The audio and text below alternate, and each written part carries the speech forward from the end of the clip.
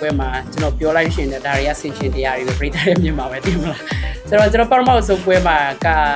ကျွန်တော် plan တွေအကုန်မားတယ်အစားတောက်တွေရောအစားတောက်မားတာတွေကြောင့်ကျွန်တော်တက်လုံးတွေကျသွားတယ်အဲ့လိုမျိုးပေါ့နော်ဆိုတော့ဒီဒုတိယချီမှာကျွန်တော်အဲ့လိုမျိုးသူတို့လိုချင်တဲ့ပုံစံသူတို့ကြည့်ချင်တဲ့ပုံစံအခုလိုကျွန်တော်ပြီးတော့ကျွန်တော်စိတ်ထဲအတိုင်းလည်းဖြစ်ချင်တဲ့အတွက်ကြောင့်မလုပ်ပေးနိုင်တာကျွန်တော်သူတို့အတွက်ကျွန်တော်ကိုကျွန်တော်ဂုဏ်ယူသလိုသူတို့အတွက်လည်းကျွန်တော်အရန်ပျော်တယ်မြန်မာနိုင်ငံတစ်ခုလုံးအဲ့ဒါလူကတော့ကိုကောင်းအောင်လုပ်တယ်သူတို့ဝေဖန်ပါပဲကိုမကောင်းအောင်လုပ်လဲကိုတော့ဝေဖန်ပါပဲဒါပေမဲ့ကျွန်တော်ကတော့စိတ်တူပြီးတော့ပြောလိုက်မိတယ်တခုပဲကျွန်တော်တို့အားသာသမားလေစူးစမ်းတာတွေကကျွန်တော်တို့ပဲသိတယ်ကျွန်တော်တို့ဘယ်လောက်ထိဒီလောကကြီးကိုဒီနေရာထိရောက်ဖို့ကျွန်တော်တို့ဘယ်လောက်ထိဘယ်လိုပြောမလဲသွေးရင်ခဲ့ရလဲဒီ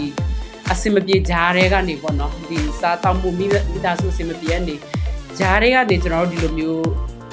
ယုံထွက်နေရတဲ့အစာကိုကျွန်တော်တို့အရန်ပင်ပန်းတယ်ဒီဟာကကျတော့ရုပ်ရှင်ရိုက်နေတာမဟုတ်လေသူများတော့ပြောလိုက်ပြီးကျွန်တော်တို့အသားလည်းနာခံရသေးတယ်ပြောလက်ခံရမယ်ဆိုကျွန်တော်တို့ခါလီကြိုက်ခံပြင်းတာပေါ့ကိုလည်းရက်တီနေရသေးတယ်လို့ပေါ့နော်စိတ်အားငယ်နေတဲ့အချိန်တော့ပြောလိုက်မိတယ်ပြိတ္တတွေကိုဒါပေမဲ့စိတ်ထဲမှာတော့မပြောချင်ပါဘူးဒါပေမဲ့ကိုလည်းကိုရဲ့အားသာသမားဖက်ကိုသူတို့ကဘယ်လိုပြောမလဲဒီတိုင်းမဲ့ဝေဖန်တာတော့လက်ခံတယ်နော်ဝေဖန်တာကောင်းဝေဖန်လက်ခံတယ်ဒါပေမဲ့ပြိတ္တဒီကျွန်တော်တို့အားသာသမားကိုလုံးဝအဲ့လိုမျိုးနေပြီးတော့ချိုးပြီးတော့မပြောဖို့ကျွန်တော်ပြောဖြစ်ဆိုကျွန်တော်တို့ကိုယ်တိုင်လည်းစာမတတ်ဘူးပြင်မတတ်ဘူးဘာမှလည်းကောင်းမသိသူများပြောလို့ရှိရင်ခံနေရတဲ့မျိုးတွေများဆိုတော့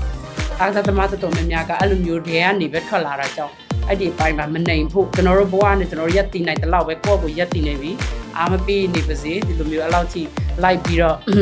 အောက်ကျဘယ်လိုပြောမလဲအရင်လိုက်ပြီးတော့မနိုင်ဘူးတော့တောင်းဆိုချင်တယ်